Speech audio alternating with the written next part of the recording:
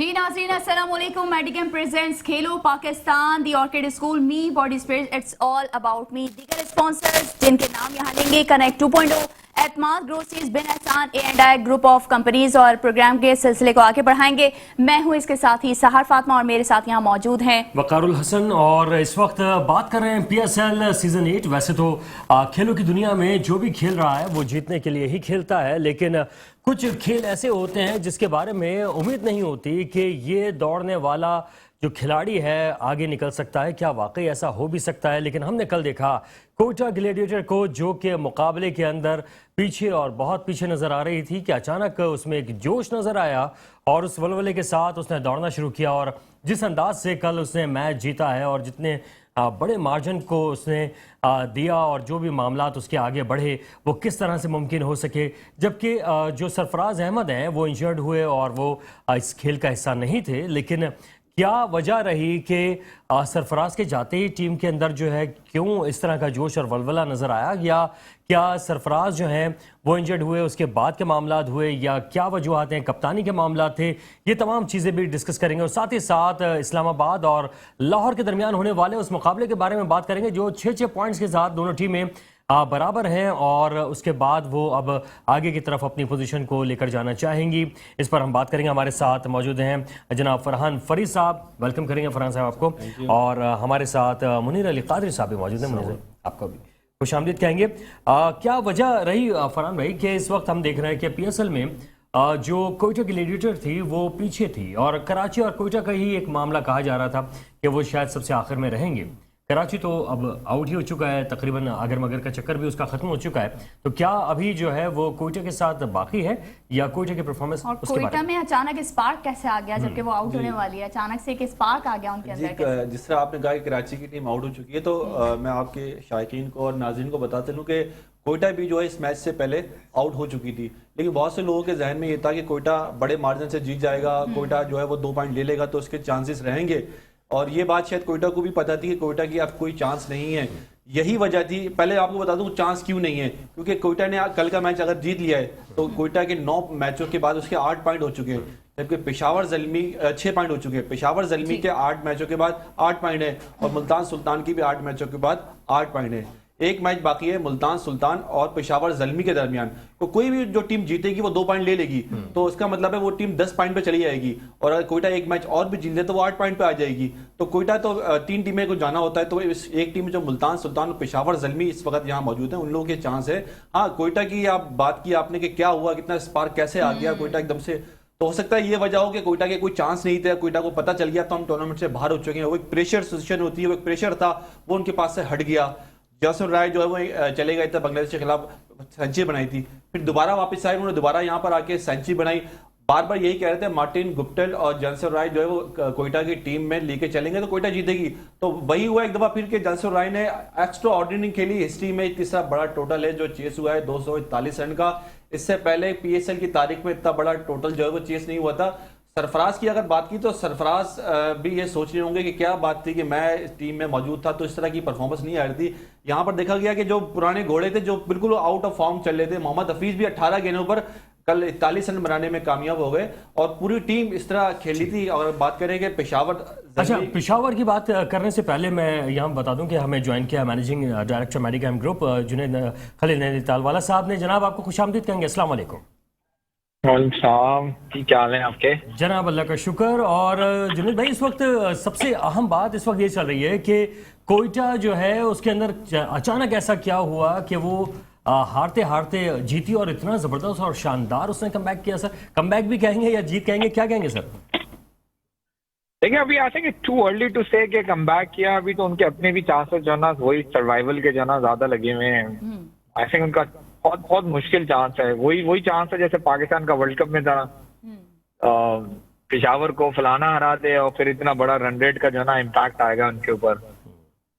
But हाँ, आप सही कह रहे हैं कि कल जो है ना बहुत ही एक्स्ट्रा ऑर्डिनरी खेले। आई थिंक कल तो ऐसा लग रहा था जैसे क्रिकेट जो है ना वो जैसे हम कराची में बोलते हैं ना सीमेंट क्रिकेट हो रही हो, वो क्रिकेट हो रही है। बॉल के अंदर किसी भी किस्म की कोई मूवमेंट नहीं थी, किसी भी किस्म की कोई कुछ नहीं थी। जो आ रहा था वो बेसिकली जो ना वो बॉलरों की जो ना वो धो रहा था।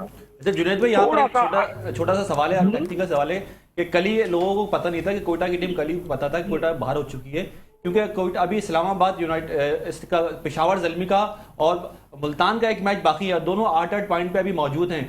जो भी टीम जीतेगी इन दोनों में से वो ऑटोमेटिकली 10 पॉइंट पे पहुंच जाएगी और 12-12 पॉइंटों पे इस्लामाबाद और लाहौर मौजूद है, तो ये 3 टीमें तो वैसे ही क्वालिफाई कर जाएंगी। तो कोयटा का चांस तो कल भी कोई नहीं था, कोयटा को ये बात पता थी, उनके ऊपर प्रेशर नहीं था, कल वो टूर्नामेंट से बाहर कल ही हो चुके थे। ये शायद लोगों को पता नहीं है कि इन दोनों का मैच बाकी है और 8-8 पॉइंट पे जो भी टीम जीतेगी वो 10-10 पॉइंट तो ऑटोमेटिक ले लेगी। देखिए एक्चुअल में जो बेसिकली कल जो सूरत हाल थी ना, वो बेसिकली मतलब they got nothing to lose. 240 बनने के बाद बैट्समैनों के पास जो ना हर बॉल के ऊपर जो ना चौका लगाना छक्का लगाना ही रह गया था। और वो खेलते रहे। जिस तरीके के जो ना वो पिच बिहेव कर रही थी, मेरे ख्याल से थोड़ा सा जो ना वो पीसीबी को थोड़ा सा ये चीजें देखनी चाहिए। बहुत ओवर जो ना वो डेड हो गई है विकेटें, 180 190 हर मैच में पड़ना जो ना it's not good for your bowlers. आपकी जो पूरे बॉलर्स की जो बेसिकली स्टैंडर्ड्स हैं, शाहीन हो गए, आपका हारिस हो गए, आपका कल जैसे जो ना वो हसनैन हो गए, तो नवाज हो गए, ये सारे इंटरनेशनल क्रिकेटर्स हैं जिनको इस तरीके से जो ना वहाब रियाज हो गए, ये सारे इनको इस तरीके से कल धुलाई हुई है, ये it's not good for them. और थोड़ा सा पीसीबी को ये देखना चाहिए कि भाई यस इंटरेस्टिंग जो ना क्रिकेट होनी चाहिए, लेकिन ऐसा भी नहीं होना चाहिए कि 240 रन भी जो है इस तरीके से चेज होते हैं। But don't take credit away from Quetta, Jason Roy, Mohammad Hafeez, जिस तरीके से उन्होंने जो ना 240 रन का बहुत बड़ा टारगेट होता है, मेंटली आदमी वैसे ही जो ना गिर जाता है। लेकिन the way they perform is was extra ordinary और आई थिंक उन्होंने एक ऐसी तारीख बनाई है जिसको ऑलमोस्ट तोड़ना नामुमकिन है। अच्छा जुनैद भाई, बाबर आजम और साइम अयूब की आउटस्टैंडिंग परफॉर्मेंस रही, 240 का टारगेट दिया, अच्छी पार्टनरशिप रही, इस पर क्या कहेंगे आप? देखिए बाबर आजम को तो दुनिया जानती है माशाल्लाह, no doubt he is one of the legend. और जो उनकी क्लास है और जो उनका मास्टर स्ट्रोक्स हैं वो दुनिया में कंपैरिजन होता है। But I talk about Saim Ayub. I think उसको उस दिन जज किया जाएगा जिस दिन विकेट जो है ना ऐसी होगी कि पूरी टीम आपका 130 140 पे आउट हो जाएगी या हो चुकी होगी और साइम अयूब उस पर जो ना 50-60 रन बनाएंगे। इस डेड विकेट के ऊपर तो जो ना सभी ने आके रन बनाए, तो उसमें साइम अयूब ने जो ना कौन सा ऐसा कारनामा अंजाम दे दिया। तो I think it's too early. और सबसे बुराई हमारी यहाँ यही है कि हम 1 या 2 इनिंगों पे बगैर प्रोस्पेक्ट देखे हुए लड़के को इतना ऊपर चढ़ा देते हैं कि जी उसका कंपैरिजन जो ना लारा से शुरू हो जाएगा, उसका कंपैरिजन जो ना वो गिलक्रिस्ट से शुरू हो जाएगा, उसका कंपैरिजन एबी डिविलियर्स से होना शुरू हो जाएगा। एंड देन फिर जो उसका हाल होगा वो हम सब जानते हैं, जो अहमद शहजाद या क्या कहते हैं उमर अकमल का हुआ है।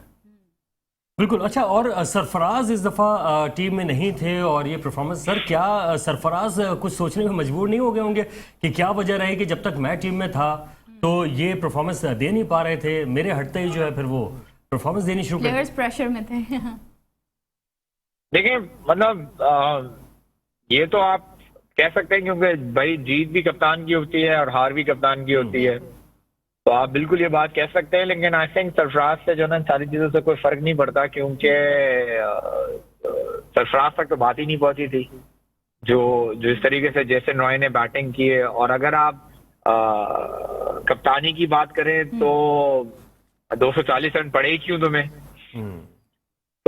तो आई थिंक इतना कोई एलिमेंट नहीं है। लेकिन हाँ, अगर आप मुझसे सवाल पूछें तो जिस तरह की कोयटा की परफॉर्मेंस है, सरफराज को और उनकी कोचिंग मैनेजमेंट को खुद ही रिजाइन कर देना चाहिए। They should give somebody else a chance और किसी और का दिमाग इस्तेमाल होना चाहिए कोयटा को। एटलीस्ट चले ये सीजन तो इनको ऑलमोस्ट डेड हो गया, एटलीस्ट अगले सीजन के अंदर तो सरफराज जो है ना वो बेसिकली एज अ प्लेयर खेल ले।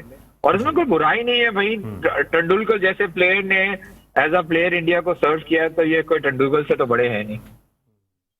बिल्कुल। और सर इस मैच की खास बात ये थी, इसमें रिकॉर्ड्स ब्रेक हुए हैं, बहुत बड़े बड़े रिकॉर्ड जो हैं उसको हम कह सकते हैं, चाहे वो चौकों की बरसात हो, छक्के लगे हों, एक बड़ा टोटल स्कोर जो है चेस किया गया हो, ये सारी चीज़ें सर इसको क्या हम समझते हैं कि इंटरनेशनल लिहाज से किस तरह से देखा जा सकता है इस मुकाबले को? देखिए इंटरनेशनल हिसाब से तो आईसीसी इस मैच को देख रही होगी और पिंडी की पिच को जो है ना उन्होंने बेसिकली एक दफा पहले भी जो है ना वो सब स्टैंडर्ड जो है ना करार दे दिया था। तो शायद दोबारा से जो है ना इस बारे में डिस्कशन जो है ना वो शुरू हो जाए। शुक्र ये है कि कोई इंटरनेशनल मैच नहीं था, वरना अदरवाइज सब स्टैंडर्ड तो वो दे ही देते हैं, क्योंकि इस विकेट में कुछ भी नहीं है। बट ये जो है ना ये बेसिकली क्रिकेट का जनाजा है, जिसके अंदर हम परफॉर्म करके या हमारी पिटाई होके हमें जजमेंट हमारी शुरू हो जाती है कि हम ऐसे प्लेयर हैं। बट ये पिच जो है ना it's not justify the cricket. Cricket justify जब होती है जब आप 150 के ऊपर आउट हुए, 160 के ऊपर आउट हुए और आपने वो स्कोर जो है ना डिफेंड कर लिया, दैट्स कॉल्ड अ क्रिकेट। या फिर आपने जो है ना 170 180 रन बनाए और सामने वाली टीम ने 170 180 रन जो है ना बना लिए, जहां पर बॉलर को भी पूरा मौका मिला। ये तो पूरी की पूरी जो है ना वो डेड विकेट थी। जैसे मैंने आपसे कहा कि हम कराची में एक बात बोलते हैं कि सीमेंट क्रिकेट जिसको बोलते हैं, यहाँ जितने एक्सपर्ट बैठे हुए उनको मालूम है कि भाई सीमेंट के ऊपर 200 225 230 रन बनते हैं और सामने वाली टीम 14 15 16 ओवर में बना देती है, क्योंकि उस विकेट के अंदर कुछ भी नहीं होता, वो बॉल सीधे पड़ती रहती है और बैट्समैन उनकी ठुकाइयां लगाते रहते हैं। तो कल भी ऐसे ही था, कल भी ऐसा ही हुआ था। तो कल देखा गया कि कोयटा की टीम कल का मैच जीतने के बाद ऐसे सेलिब्रेट कर रही थी। इनके कोचेस, इनके जितने भी मैनेजमेंट थे, लग रहा था ये पीएसएल जीत चुके हैं, वर्ल्ड ये पीएसएल से बाहर हो चुके थे। अब इतनी जश्न मनाना इनका कि मतलब क्या बनता है? क्या ये बताना चाह रहे हैं कि हमारी किस्मत खराब थी, हमने तो आखिर में कम बैक किया था, बाउंस बैक किया था, हमारी आखिर में लड़के फॉर्म में आ चुके थे? मतलब ये कहने के लिए कुछ शर्म होती है, कुछ हया होती है?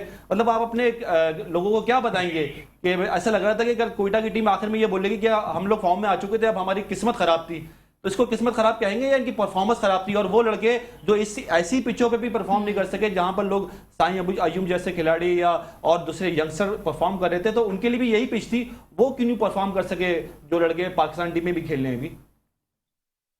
देखिए आप बिल्कुल ठीक कह रहे हैं। देखिए कल भी जो बेसिक इनको फायदा हुआ ना, वो फायदा हुआ जेसन रॉय के फॉर्म में आने का। जेसन रॉय जो ना वो एक्चुअली आपका पीएसएल छोड़कर जो ना बांग्लादेश में इंटरनेशनल क्रिकेट जो ना खेलने चले गए थे इंग्लैंड की तरफ से। वहां पर उन्होंने जो ना सेकंड वनडे में एक सेंचुरी बनाई और वहां पर उनका कॉन्फिडेंस जो ना वो वापस आया और उन्होंने वही कॉन्फिडेंस यहाँ पर जो ना वो अप्लाई कर दिया। बांग्लादेश में जो पिचेस थी ना वो बहुत इजी नहीं थी, इट वॉज क्वाइट आपका स्पिन फ्रेंडली विकेट थी, और उसके ऊपर जेसन रॉय ने जिस तरीके से अपनी फॉर्म ली और उनके कोचेज ने जो जेसन रॉय के ऊपर काम किया, उसकी जो आपका स्प्लिट ओवर थी ना वो आपको कल जो ना वो मैच के अंदर जो ना वो मिल गई। तो आई थिंक इसमें कोयटा का कोई किरदार नहीं था, कोयटा की मैनेजमेंट का, कोयटा के कोचेस का। और देखिए अगर लेट्स सी कि अगर 240 रन मेरी भी टीम बना के जो है ना वो कामयाब होती तो शायद मैं भी ऐसे सेलिब्रेट करता, क्योंकि 240 रन तो वाकई इतना हिस्ट्री, और आज तक तो हिस्ट्री में ऐसा हुआ नहीं कि T20 के अंदर 240 रन जो है ना इस तरीके से चेज हो गए, तो उनका जश्न तो बनता ही है। अच्छा, इसमें एक चीज़ मैं आपसे पूछना चाहूँगा कि मेरे ख्याल में जेसन रॉय को एक और फ़ायदा हुआ कि उन्होंने देखा कि बाबर आजम जैसा खिलाड़ी भी 64 बॉल्स में 115 कर सकता है, तो वो तो ऑलरेडी माशाल्लाह फॉर्म में रहते हैं और उनका एक दुनिया में नाम है जेसन रॉय का। तो एक तो उनको आसानी मेरे ख्याल में ये हो गई पिच के लिहाज से। सेकंड नंबर पे ये बताइए कि 240 रन बनवाने के बाद क्या कप्तानी का कोई अंसर है, या हमारे खिलाड़ी जो एक्स्ट्रा ऑर्डिनरी खेल गए दोनों, जिनका मोहम्मद हफीज़ नाम है, जिन्होंने 18 बॉलों में 41 रन किए, तो पिच की वजह से मैं कहना चाहूँगा कि आईसीसी या कोई भी इस पर ऑब्जेक्शन इसलिए नहीं करता कि जब पिच खराब खेलती है और बहुत ही कम स्कोर पे टीम आउट हो जाती है तो बहुत ज़्यादा वाविला होता है, लेकिन ज़्यादा रन पे मेरे ख्याल में शायद ही कभी ऐसी बात हुई हो कि किसी ने ऑब्जेक्शन किया हो। और फिर सवाल ये भी है कि कराची की पिच में ऐसा क्यों नहीं खेला गया, कराची में ऐसी परफॉर्मेंस क्यों नहीं रही? देखिए कराची में भी जो आपकी स्कोरिंग थी वो भी सारी जो ना 180 190 के ऊपर ही थी और वो भी चेस हो रहे थे। लेकिन सर तो कल जो टोटल था वो पीएसएल की हिस्ट्री का तीसरा बड़ा टोटल था। बिल्कुल बिल्कुल आप ठीक कह रही हैं, मतलब बट ये तो बहुत ही ज्यादा जो ना, जैसे मैंने आपसे कहा कि डेड विकेट थी, और ये बेसिकली जो ना बॉलर्स का कब्रिस्तान था के अंदर बॉलर की जो ना वो जो कॉन्फिडेंस लेवल है ना वो इतना बुरी तरीके से शटर होता है कि उनका कमबैक जो ना बहुत ही डिफिकल्ट हो जाता है। तो आई पर्सनली थिंक कि भाई क्रिकेट वो होनी चाहिए जो बेसिकली बराबरी के ऊपर हो, एटलीस्ट बराबरी ना हो तो 60% बैट्समैन का हो, 40% बॉलर का हो, कुछ तो हो बहुत विकेट के अंदर। ग्राउंड भी आपने छोटा कर दिया है, ड्यू का इम्पैक्ट भी आपके ऊपर है, साथ साथ विकेट भी इतनी जो ना वो आपने डेड बना दी, तो फिर बेचारे फिर बॉलर से बेहतर नहीं है क्या बॉलिंग मशीन लगा के खेल लिया करें? थोड़ा सा अनजस्टिफाइड है, थोड़ा सा जो ना मिक्सिंग होनी चाहिए, थोड़ा सा आपको विकेट के ऊपर काम करना चाहिए। आई थिंक ये पाकिस्तान की विकेटें जो ना सबके सब जो ना डेड हो चुकी हैं, इनको इनकी मट्टी निकालनी चाहिए और उनको रीडू करना चाहिए। थोड़े से क्रिएटर्स जो ना वो अगर आपके इतने केपेबल नहीं है तो उनको बाहर भेजना चाहिए, उनको पढ़ाना चाहिए, उनको बताना चाहिए कि इंटरनेशनल क्रिकेट अब कैसी हो गई है। ऐसा नहीं है कि आप सिर्फ और सिर्फ एक ही टीम दोनों डोमिनेट कर करके या दोनों टीमें इस तरीके से डोमिनेट करती हैं। आप पूरी दुनिया में टेस्ट मैचेस देख रहे हैं, आप पूरी दुनिया में वनडे मैचेस देख रहे हैं, आपको नजर आता है कि जी अच्छे बॉलर्स अच्छी बॉलिंग भी कराते हैं तो उनको विकेटें भी मिलती हैं। और अगर अच्छा बैट्समैन बैटिंग कर रहा होता है तो अच्छी विकेट के बावजूद, अच्छी स्पिन करने के बावजूद उनकी पिटाई हो रही होती है। बट ऐसा नहीं होता कि भाई आप खड़े रहें और मारते रहें, खड़े रहें और मारते रहें। बिल्कुल। अच्छा, क्या इसमें आपको सर लग रहा है कि जैसे कि मुल्तान की स्टेडियम हो या पिंडी स्टेडियम हो, इसके बारे में इंटरनेशनल प्लेयर्स जो हैं वो कंप्लेन कर चुके हैं बार बार, अभी आप भी जिक्र कर रहे हैं, तो सर पीसीबी जो है वो इस हवाले से कुछ कर सकती है इकदामात, या इसी तरह से मैचेस होते रहेंगे? PSL 9 में कोई कारकर्दगी अच्छी होती हुई दिखाई देगी हमें? देखिए, आपके जो जैसे टेस्ट मैचेस हुए थे पाकिस्तान के अंदर, उसके अंदर तो आईसीसी ने खुद भी उसके ऊपर एक्शन लिया और इनफैक्ट उन्होंने आई थिंक पिंडी के पिच को ही जो ना सब स्टैंडर्ड जो ना करार दे दिया था और पता नहीं कितने पॉइंट जो ना उसके डिडक्ट कर दिए थे और कहा था कि अगली दफा अगर ऐसा हुआ तो ये जो वेन्यू है ये बैंड हो जाएगा टेस्ट मैचेस के लिए। मुल्तान के साथ भी यही पोजीशन है, इनफैक्ट सेम ये पोजीशन है ना कराची के साथ भी यही है।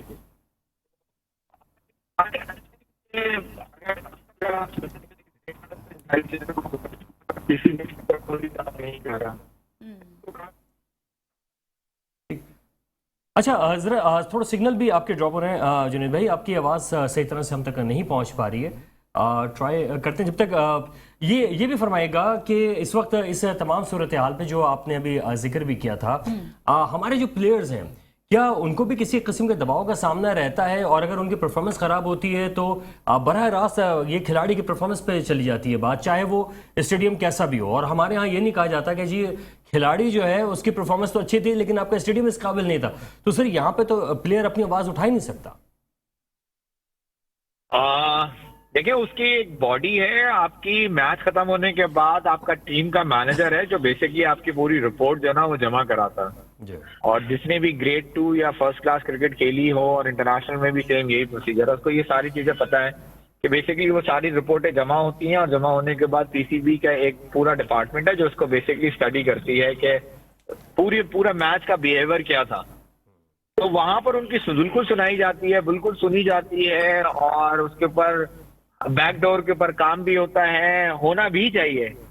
अब अनफॉर्चुनेटली हमारे यहाँ जो है ना वो पीसीबी का चेयरमैन जो है ना सडनली रातों रात रिमूव कर दिया जाता है, उसको अपनी सर्वाइवल की जंग लड़नी पड़ती है।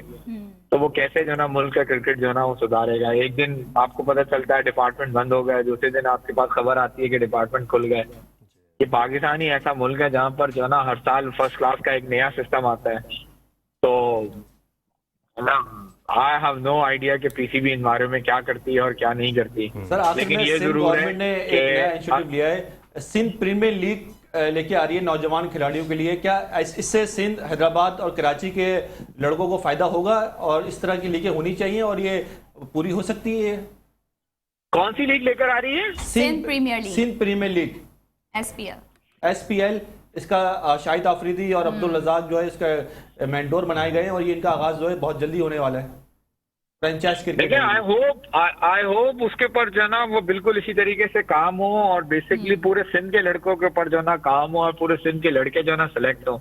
मैंने जैसे पिछले भी तीन चार मैचेस पहले या प्रोग्राम में एक बात बोली थी कि कराची के साथ एक ड्रॉबैक ये है कि यहाँ पर लोग आके क्रिकेट हमारी जो ना हमारे कोटे के ऊपर जो ना वो डिस्ट्रिक्ट खेलते हैं और उसके बाद जब तक उनको फर्स्ट क्लास का मौका मिलता है तो वो बेसिकली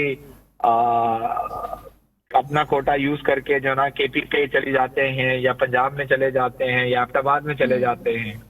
तो इसके बारे में भी कुछ जो ना पीसीबी को करना चाहिए कि अगर किसी ने डिस्ट्रिक्ट जिस शहर से खेली है वो वहीं का वहीं रहना चाहिए इसको। बिल्कुल सही। ऐसा सर लास्ट ये फरमाएगा जहां सिंध प्रीमियर लीग की बात की गई है। खवातीन के हवाले से भी कल जो है बड़ा दिलचस्प मैच हुआ और वो नुमाइशी मैच था सर, वो भी पिंडी स्टेडियम में ही था इत्तेफाक से। तो सर क्या कहेंगे इस तरह के जो नुमाइशी मैच है खवातीन के हवाले से जो T20 हुआ, क्या कहेंगे सर इस पे? देखिए, पहले तो पीसीबी को ये चाहिए कि वो बेसिकली जो है ना ज्यादा से ज्यादा जो है ना स्पॉन्सरों को अपने साथ लेकर आए, क्योंकि अगर आपने इंडियन क्रिकेट को देखा हो, वो इस मुकाम पर जो पहुंची है ना, वो अपने स्पॉन्सरशिप्स के ऊपर ही पहुंची है, और स्पॉन्सर अपने फायदे के बगैर कोई काम नहीं करता। तो I think it's a good step, इस किस्म की चीजें होनी चाहिए। लेकिन आई थिंक कि पीसीबी को चाहिए कि वो अपने स्पॉन्सर्स को जो है ना वो का एक पूल बनाए, और पूल बनाने के बाद जो है ना उनके तहफ्फुज़ात महफूज करें, और फिर जो है ना इस किस्म के और प्लान जो है ना ऑर्गेनाइज करें। और आई थिंक कि एक खवातीन का PSL भी जो है ना वो पाकिस्तान में होना चाहिए। जनाब बेहद शुक्रिया managing director Medicam group Junaid Khalil Nahritalwala साहब, आप हमारे साथ मौजूद रहे और अपनी एक कीमती राय दी, और ये तज्जियों तबसरों का सिलसिला जारी रहेगा। मुनीर भाई से भी सवाल करने, फरहान भाई से भी सवाल करने। एक छोटा सा ब्रेक के बाद वापस आएंगे, हमारे साथ रहे। Welcome back. Medicam presents Khelo Pakistan, the Orchid School, Me Body Spirits, it's all about me. दीगर स्पॉन्सर्स Connect 2.0, एतमाद ग्रोसरीज, बिन एहसान, A&I group of companies. Programme के सिलसिले को आगे बढ़ाएंगे। यहाँ हमारे साथ मौजूद हैं स्पोर्ट्स पैनलिस्ट, हमारे साथ मौजूद हैं। एक है हमारे पास फरहान फरीद साहब, दूसरी जानिब है मेरे साथ मुनीर अली कादरी साहब। आप दोनों को वेलकम करेंगे एक बार फिर से। मुनीर अली कादरी साहब, आपसे बात नहीं हो पाई थी ब्रेक से पहले, हमने बात करने की कोशिश की। अब मैं आपसे पूछना चाहूंगी, कोयटा की एकदम से बॉडी लैंग्वेज चेंज हो गई है, क्या कहेंगे? कोयटा ने जबरदस्त इनिंग खेली, उसके बाद जबरदस्त बॉलिंग करवाई, बैटिंग की, क्या कहेंगे इस पर? अच्छा, एक तो ये है कि उन्होंने बॉलिंग तो इतनी अच्छी नहीं की। जाहिर बात है कि 241 का टारगेट अगर दिया है तो ये रिकॉर्ड है, और उसके बाद उस पर रिकॉर्ड जो है 242 के बाद जो है कोयटा ने कर दिया।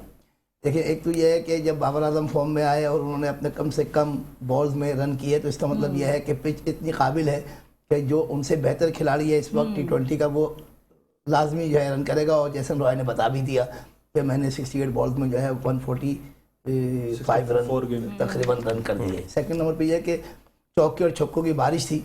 मेरे ख्याल में ये पिच इसलिए भी बनाई गई कि क्योंकि अभी बिल्कुल एंड पे चल रहा है इवेंट, और शायकीन जो है वो क्लोज मैच बहुत देख के बोर हो चुके हैं। तो मेरे ख्याल में एक लंबी इनिंग उनसे खिलवाई गई कि ऐसी पिच बनाए जिसमें ज़्यादा से ज़्यादा बड़ा स्कोर हो, और शायकीन जो है वो इतना बॉलर पे इतना, देखिए जिस टीम से हमारा ताल्लुक होता है ना, उसके तो बॉलर को हम अप्रिशिएट करते हैं, लेकिन जो आम शायक है वो छक्के और चौके ज़्यादा देखता है, और ग्लैमर भी उसको बैट्समैन में नज़र आता है। इससे पहले आप देखें 90% बैट्समैनों पर जो है वो ग्लैमर आया है, बॉलर से बहुत कम ऐसे खिलाड़ी हैं।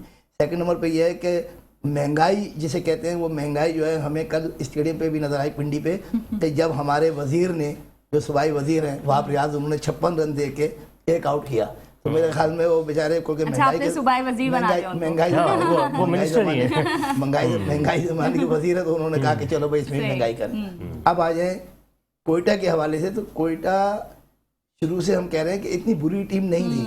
उसकी प्रॉब्लम ये थी कि मैनेजमेंट और प्लेयर जो है उनके अंदर कॉम्बिनेशन नजर नहीं आ रहा था, और एक सेंसेबल अंदाज में उनकी जो कहते हैं ना नोक पलक सही करना, वो मेरे ख्याल में कराची और कोयटा दोनों में ही प्रॉब्लम नजर आ रही थी कि उन्होंने बेहतर तरीके से मैनेज नहीं किया अपनी टीम के प्लेयर्स को, और सही टाइम पे उनको यूज नहीं किया, और लास्ट मोमेंट पर आकर परफॉर्म करना, जिसका कोई फायदा नहीं है। ये ऐसी बात नहीं है। देखिए, क्रिकेट के अंदर जब आप एक इवेंट खेल रहे हैं तो ठीक है, मुझे मालूम है कि मैं हार गया, लेकिन जीता ही वही है जो हार के अपने आप को इम्प्रूव करे।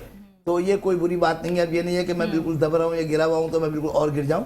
कोयटा ने अपने आप को एक साबित किया कि बहरहाल अगर अच्छा एनवायरनमेंट हो, पिच ऐसी हो कि जिससे हमारे बैट्समैन भी आज़ादाना स्ट्रोक खेल सकते हो, तो हम उसके जवाब में भी रन कर सकते हैं। लेकिन जहाँ प्रॉब्लम आई सामने वाली टीम की और पिच की, वहाँ उनको बहुत स्ट्रगल करनी पड़ी, और कई जगहों पे जो है वो आउट क्लास दूसरी टीम को तो हम कह सकते हैं ये तो बिल्कुल ही आउट हो गए। तो कोयटा के अंदर अभी एक सवाल कप्तानी का भी आया। मेरे ख्याल में देखें, कप्तानी का इसमें कोई खास उत्सव नहीं था। अगर 180, 170, 160 पे टीम आउट होती तो उस सूरत में कप्तानी का ज़्यादा वैल्यू बनती है। ये तो एक स्कोर लंबा हुआ, और फिर उसके बाद जो है दूसरी टीम ने एक्स्ट्राऑर्डिनरी बैटिंग करके आपका स्कोर कर दिया 240 के ऊपर 240। तो अगर मोहम्मद नवाज या कोई उसकी कप्तानी को हम माइनस नहीं कर रहा है या डिग्रेड नहीं कर रहा है, लेकिन बहरहाल ये कहना मुनासिब नहीं है कि अगर सरफराज नहीं थे तो कोयटा जीत गई या कप्तानी में बहुत ज़्यादा फर्क आया। मेरे ख्याल में कप्तानी में इसलिए फर्क आया कि जो बैटिंग ऑर्डर तकरीबन आप देखें तो करीब करीब वही है। कोई ऐसा बैट्समैन नहीं आया जिसने 8वें नंबर से आके ओपनिंग की हो या फन डाउन चला गया और उसको कोई परफॉर्मेंस दी हो। शायद अगर रिशफल करके और इस तरह अगर कप्तानी करते तो उसमें शायद प्लस पॉइंट हो सकता था। तो मैं समझता हूँ कोयटा और पेशावर का मैच इस बात को ज़रूर नोट करा गया पाकिस्तान क्रिकेट बोर्ड को कि भाई बराए मेहरबानी क्रिकेट को क्रिकेट की तरह रहने दीजिए, इसको दंगल ना बनाइए कि जिसकी मर्जी हो वो उधर से ठुकाई कर रहा है, ये इधर से ठुकाई कर रहा है। तो ये दंगल ज़्यादा है। क्रिकेट का जो एनवायरनमेंट है या एटमॉस्फेयर है वो है एक कंपटीशन का, ये कंपटीशन नहीं था। कंपटीशन होता है 180 पे आपने आउट किया एक टीम को और 182 जो है आखिरी ओवर में कर रहे हैं, या यह है कि 172 या 173 पे आउट हो रहे हैं। तो लेकिन सर इसमें जो आप बात कर रहे हैं सर, दंगल ही तो पसंद किया जाता है। T20 का मतलब ही है। अब मैं आपको इसमें ग्लैमर चाहिए सर। और इसमें मैं आपको ये बता दूं कि 75 बार जो है बाउंड्री पार हुई है, 75 बार ये, और इसमें जो है वो 54 चौके और 21 छक्के लगे। तो लोग तो ये देखना चाहते हैं। मैं कह रहा हूँ बिल्कुल आपके पास ये, लेकिन मैं जो बात कर रहा था वो मैं शायकीन के बिहाफ पे कर रहा था। अब मैं जो बात पीसीबी से करूँ शायकीन की नहीं, वो क्रिकेट की टेक्निकल बात है कि पिच का म्यार और ग्राउंड का म्यार इस किस्म का होना चाहिए कि एक अच्छे मुकाबले देखने को आए। हम शायकीन के लिए ज़रूर ये क्रिकेट खिलाते हैं, लेकिन शायकीन मतलब ये नहीं है कि हम अपने क्रिकेटर को जो है वो बहुत ज़्यादा एक्सपोज ऐसा करेंगे जैसे हमारे क्रिकेटर बिल्कुल किसी काबिल ही नहीं है। तो मेरे ख्याल में कल का जो क्लास थी ना, उस क्लास को हम भूल गए। हम उस पर क्रिटिसाइज कर रहे हैं कि इस तरह नहीं होना चाहिए, ऐसा नहीं होना चाहिए, इस तरह नहीं होना चाहिए। कल जो क्लास की इनिंग खेली ना जैसर राय ने, वो उन्होंने अपनी हिस्ट्री में कभी नहीं खेली है। अच्छा, वो भी रिकॉर्ड है। जी, वो भी रिकॉर्ड है। देखिए इस तरह की इनिंग बार बार नहीं खेली जाती। बीएसएल में 244 रन आज तक कभी चेस नहीं हुए, और अभी भी शायद बाद में कब होंगे ये रिकॉर्ड बन गया। और मजे की बात सर इसमें ये कि 18वें ओवर में 241 रन। और देखिए उन्होंने भी जो रन बनाया 244, उनको 2 ही विकेटें गिरी थी, और कोयटा ने भी 2 विकेटों के नुकसान में पूरा कर लिया। और पेशावर की तरफ से जो है वो 3 बॉलर ऐसे थे, सलमान, इरशाद, वहाब रियाज और आमिर जमाल, जिन्होंने 55 और 56 रन दिए। तो आपकी जो निगरान वजीरा स्पोर्ट्स थे जनाब वहाब रियाज साहब, मैं तो ये इस पे क्रिटिसाइज करूंगा कि वहाब रियाज को स्पोर्ट्स मिनिस्टर निगरान बनाया क्यों? जब वो बीपीएल बांग्लादेश में खेल लेते, उसके बाद 1 महीना पीएसएल खेलना था, फिर उसके बाद एक सीरीज साउथ से अफगानिस्तान से खेलनी है। तो आप ये मजाक उड़ा रहे हैं कि किसी को अशराफिया बना के किसी को आपने एक लकब दे दिया स्पोर्ट्स मिनिस्टर का, सारी जिंदगी उसके बाद प्रोटोकॉल रहेगा। काम करने के लिए बनाया है, अपने ये इनको नाम देने के लिए बनाया है। उनका काम तो होना चाहिए था स्पोर्ट्स मिनिस्टर है तो वो जाके ग्राउंड पे काम करें। आपने बना दिया है वो जाके पीएसएल खेलने, वो बीपीएल खेलने। तो स्पोर्ट्स मिनिस्टर का काम क्या होता है कि जाके उनको आप सिर्फ ओहदा दे दिए। सर जब सियासतदान जो हैं वो जो खिलाड़ी थे वो बन सकते हैं, तो सर क्या इस तरह हो नहीं सकता कि एक खिलाड़ी जो है वो भी सियासतदान इस तरह मतलब क्रिकेट खेल रहा है अभी अगर वो साबित का क्रिकेटर होते हैं। मैं बात काट रहा हूँ। बात यह है कि उनको वजीर बनाया इसलिए गया कि वजीर के लिए जो जरूरियात हैं, जो उसके काम है वो हो ही नहीं पा रहे। तो जब हमने कोई काम ही नहीं करना बहशत वसी, तो उन्होंने कहा भाई वहाब रियाज को बना दो। दूसरा वो उस लेवल तक शायद सोच सकें, इसलिए भी उनको बनाया। नहीं, मैं ये कहता हूँ कि पंजाब के अंदर इतना बड़ा पंजाब है, करोड़ों की आबादी है, वहां पर कोई इतना बड़ा एडमिनिस्ट्रेटर स्पोर्ट्स के हवाले था नहीं कि जो आपने ऐसे बंदे को बना दिया जो टाइम नहीं दे सकता, 1 महीने तक क्रिकेट में मशगूल रहेगा। आपने वहाब रियाज को मतलब एक क्या प्रोटोकॉल दिया, सारी जिंदगी उनके साथ लगा रहेगा कि के तौर पे दिया है। ये तो ये वो शारफिया है जो एक दूसरे को नवाजते हैं और दिखाते हैं कि हम लोग जो है ना काम करने नहीं आए, एक दूसरे को नवाजने आए। तो ये वही एग्जाम्पल सेट किए यहाँ पर। तो यहाँ पे स्पोर्ट्स में भी इसी तरह नवाजा जा रहा है। तो ये सियासत जो है वो इसी तरह चलती रहेगी हमारी। और पीसीबी जो है ना तमाशा देखता रहेगा कि तो पहले पीसीबी का तो इसमें कोई ताल्लुक नहीं है, लेकिन सियासत जो है कि वो चुड़िया उड़ाते जो है वो पीएसएल में भी हमारे नजम सेठी साहब आए, तो सियासत का मैं बोलूँ ताल्लुक नहीं है तो ऑटोमेटिक बन ही जाता है। क्योंकि वो सारी मतलब पूरे जब फारिग हो जाते हैं तो फिर टॉक शो करते हैं, सियासी शो करते हैं, फिर इधर आ जाते हैं।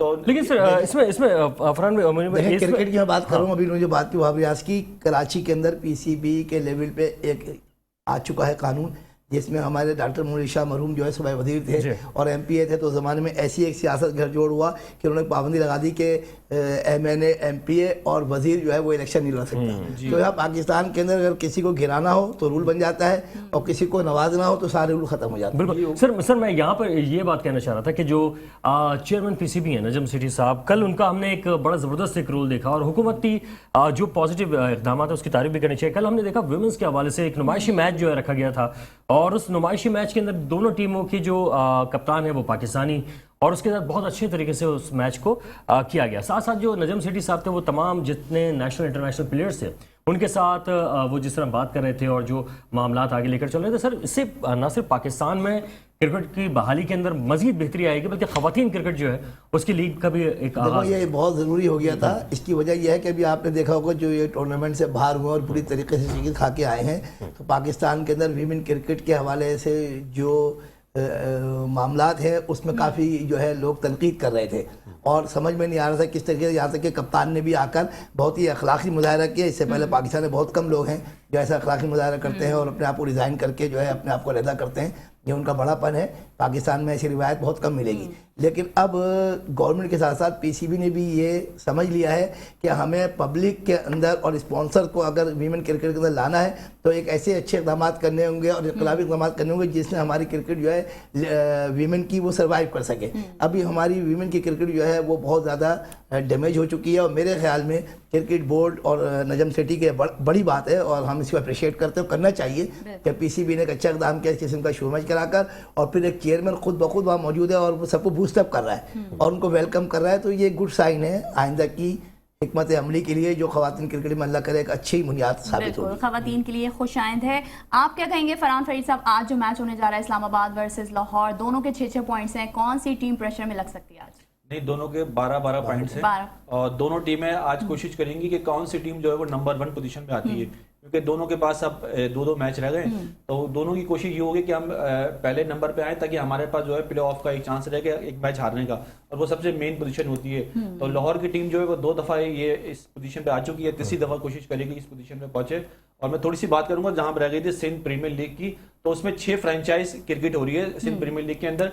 तो 4 फ्रेंचाइज जो सेल हो चुकी है, मतलब ये फ्रेंचाइज को बेच रहे हैं। अब 2 फ्रेंचाइज बिकी है, कोई भी इसको खरीद सकता है। और इसके अंदर ये रूल रखा है कि 5 लड़के जो हैं वो इंटीरियर सिंध के होंगे जो सिंधी बोलने वाले हैं, जो 5 लड़के सिंध के होंगे और उनमें से जो प्लेइंग 11 होंगे उसमें 2 लड़के जो लाजमी जो है वो सिंधी खेलेंगे सिंध के।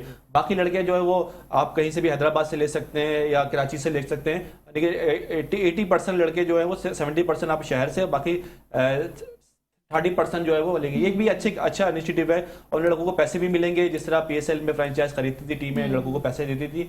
अगर ये पूरा इवेंट कराची में होगा, उसके बाद अगर हैदराबाद में ग्राउंड बनता है, ये भी दोबारा दूसरा सलमान शिफ्ट हो जाएगा। और इनके जो लड़के होंगे वो हाई प्रोफाइल सेंटर कराची में बन रहा है, पीसीबी बना रही है, वो जगह यहाँ के जो परफॉर्मर होंगे उनको यहाँ पर जो है ट्रेनिंग दी जाएगी, तैयार किया जाएगा। तो ये एक अच्छा साइन है अगर इसको तकमील तक पहुंचा देंगे। लेकिन सर इसमें सबसे अहम चीज़ है मेरिट पर उठाया जाए। जी बिल्कुल, ये सबसे मेन चीज है कि अगर लड़कों को इसी तरह उठाया गया कि जो लड़के पहले से पीएसएल में खेल लेते या जो लड़के पहले कश्मीर प्रीमियर लीग में खेल लेते वही लड़के जमा होकर दोबारा सिंध प्रीमियर लीग में भी आ जाते हैं, तो भी इसका मकसद फौत हो जाएगा। जो लोकल लेवल पे लड़के हैं, जो आपकी बी ग्रेड या सी ग्रेड के लड़के हैं, जिनको पॉलिश होने की जरूरत है, क्योंकि ये आपकी सी कैटेगरी की लीग है। इसमें भी अगर एक कैटेगरी के लड़के खेलेंगे या बी कैटेगरी के लड़के खेलेंगे तो उन लड़कों को हक मारा जाएगा। ये आपने बहुत जबरदस्त पॉइंट आउट किया कि इसमें मेरिट जरूरी है। मेरिट जरूरी है सर। क्या समझते हैं सर, कल जो वो जो आज मैच हो रहा है इस्लामाबाद का और लाहौर का, तो क्या लग रहा है सर कौन जीते? देखें, एक तो ये है कि क्योंकि शुरू के अब मैचेस रही हैं, फिर तो समझे वाइंड अप होने जा रहा है इवेंट और तकरीबन जो है पोजीशन जो है वो सामने वाजे है। मैं समझता हूँ कि इसको इस्लामाबाद जिस तरीके से खेल रही है, ये इस्लामाबाद ये मैच तो जीतने की कोशिश करेगी और शायद जीत भी जाएगी। अच्छा, इस्लामाबाद की तरफ आप समझते हैं कि ये ज्यादा प्लस पॉइंट है सर, आपको क्या लग रहा है? मुझे लग रहा है कि ये टीम जो है वो कल का आपका गलत हो गया, आपने मेरा भी गलत करवा दिया पेशावर। कल का जो है वो, क्योंकि कल का मैच आपने देखा कि इस तरह के मैच होते भी नहीं है। कल कोयटा की टीम आप सोच सकती थी 241 रन करके हार जाएगा। जब पहली इनिंग हुई तो आप बेफिक्र होगी मैच कोयटा जीत गया, लेकिन ऐसे मैच बार बार नहीं होते। तो ऐसे तुक्के भी बार बार नहीं लगते जो उन लोग के लग गए थे, वो आउटस्टैंडिंग था। लेकिन आज मैं समझ रहा हूँ कि आज इस्लामाबाद लाहौर की टीम जो है वो आपको लाहौर की टीम पे ज्यादा लग रहा है, और मुनीर भाई जो है वो कह रहे हैं कि इस्लामाबाद देखिए 4 लगातार मैच इस्लामाबाद जीत चुकी है, ऐसे मौके पे जीती है कि हारते हारते मैच जीती है। लेकिन लाहौर की टीम ने जो मैच हारना था वो हार गई। अब लाहौर की टीम जो है वो पूरी तैयारी के साथ आएगी। अच्छा, लेकिन मुझे ऐसा लग रहा है कि शायद इस्लामाबाद जो है वो जीत सकती है, क्योंकि इस्लामाबाद का अगर आप रिकॉर्ड देखें तो सकती है। जैसे आपने पेशावर का कहा, पेशावर का आपने इसी बेसिस पे कहा था कि वो जीत रही है और उनका एक स्टाइल बना हुआ था जीतने का। तो इस वक्त फॉर्म अच्छी चली है इस्लामाबाद की, ये आप बात बिल्कुल सही है।